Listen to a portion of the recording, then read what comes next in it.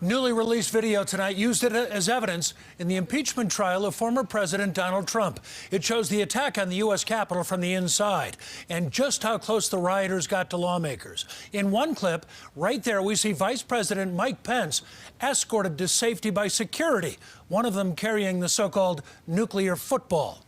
They wouldn't have listened to you, to me. Our commander-in-chief had the power to stop it. And he didn't. Colorado Congressman Neguse is among the House members presenting the case to the Senate. Yeah, they claim Mr. Trump incited the mob well before the attack January 6th.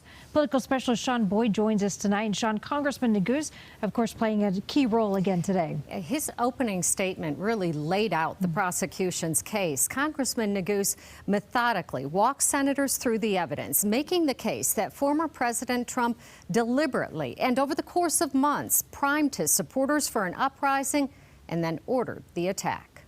That mob was summoned, assembled, and incited by the former President of the United States. Colorado Congressman Joe Neguse says the attack on the Capitol was foreseeable and predictable, that former President Trump began laying the groundwork months before the election with what Neguse calls the big lie. That the election was stolen, full of fraud, rigged. You will hear over and over him using that lie to urge his supporters to never concede and stop the steal. Trump also told them, he says, how to stop the steal. That it was his supporters' patriotic duty to fight like hell.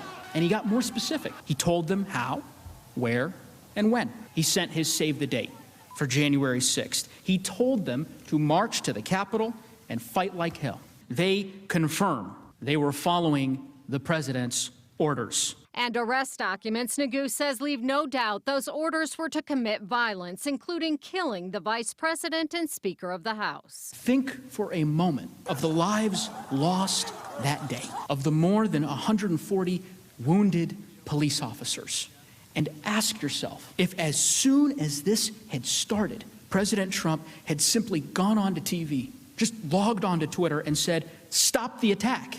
If he had done so with even half as much force as he said, stop the steal, how many lives would we have saved? Trump's attorneys have argued his speech is protected under the First Amendment, and the legal bar for inciting a riot is high. The impeachment managers must prove that Trump knew that what he was saying would lead to immediate violence and that that was his intent. All right, Sean, thank you.